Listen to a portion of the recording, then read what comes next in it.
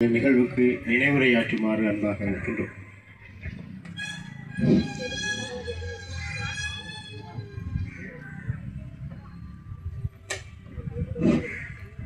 எல்லாம் வல்ல இறைவனுக்கு இந்த நேரத்திலே வணக்கம் கூறி எமது விடுதலைக்காக போராடி தன்னுடைய இன்னுயிர்களை தியாகம் செய்த மாவீரர்களுக்கு இந்த சந்தர்ப்பத்திலே சிரம் தாழ்த்தி இன்றைய இந்த படுகொலை நிகழ்வினை தலைமை தாங்கி நடத்தி கொண்டிருக்கின்ற தலைவர் அவர்களே, இன்றைய இந்த துயரமான நிகழ்வுக்கு வருகை தந்திருக்கின்ற மதகுருமார்களே, இந்த உறவுகளை இழந்து தவித்துக் கொண்டிருக்கின்ற உறவுகளே, இந்த நிகழ்வினை நடத்தி கொண்டிருக்கின்ற குழுவினர்களே, தமிழ் தேசிய உணர்வாளர்களே, எமது இங்கே வருகிறது அமர்ந்திருக்கின்ற ஏனைய உறவுகளே, ஊடகவியலாளர்களே, அரசியல் பிரமுகர்களே, உங்கள் எல்லோருக்கும் எனது அன்பு கனிந்த இந்நேர வணக்கம்.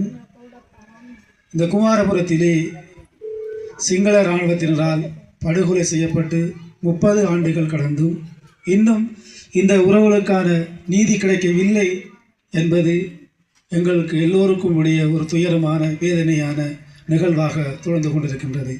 இந்த குமாரபுரத்திலே இறந்த 26 உறவுகளை போன்று இந்த வடகிழக்கிலே கிட்டத்தட்ட நான் நினைக்கின்றேன் 2009ஆம் ஆண்டு வரை காலப்பகுதியிலே 4-5 லட்சத்துக்கும் மேற்பட்ட உறவுகளும் போராளிகளும் எமது விடுதலைக்காக தங்களுடைய உயிர்களை தியாகம் செய்திருக்கிறார்கள். உயிர்களை பொதுமக்கள் தங்களுடைய உயிர்களை இழந்திருக்கின்றார்கள்.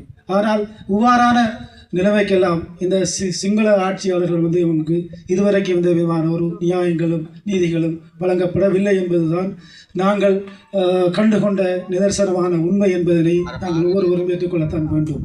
ஆகவே இந்த இலங்கையில் எங்களுக்கு எந்த விதமான ஒரு நீதியும் வழங்கப்படாது என்பது எங்களுக்கு எல்லோருக்கும் தெரியும். அந்த வகையில் தான் இவ்வாறான நிகழ்வுகளை வருடம் உங்களுடைய உறவுகள் நினைவு கூர்ந்து இந்த நிகழ்வினை சர்வதேசத்துக்கு கொண்டு செல்ல வேண்டும் என்பதுதான் நிகழ்வுடைய நோக்கமாக இருக்கின்றது. உண்மையிலேயே இலங்கை அரசியல் பொறுமுறையிலே இந்த நீதி பொறுமுறையிலே எங்களுக்கு எந்த விதமான ஒரு நீதி நியாயங்களும் கிடைக்காது. ஆகவே இதை சர்வதேச ஊடாகத்தான் எங்களுக்கு இந்த இப்படியான படுகொலைக்கான நீதிகளையும் எங்களுக்கான உரிமைகளையும் நாங்கள் பெற்றுக்கொள்ள வேண்டும் என்கின்ற அடிப்படையிலையும், ஆகவே இந்த இவ்வாறான நிகழ்வுகள் யாரால் எங்களுக்கு இழைக்கப்பட்டது என்பதில் எங்களுடைய அடுத்த தலைமுறைக்கு கடத்த வேண்டிய தேவையும் எங்களுக்கு இருக்கின்றது.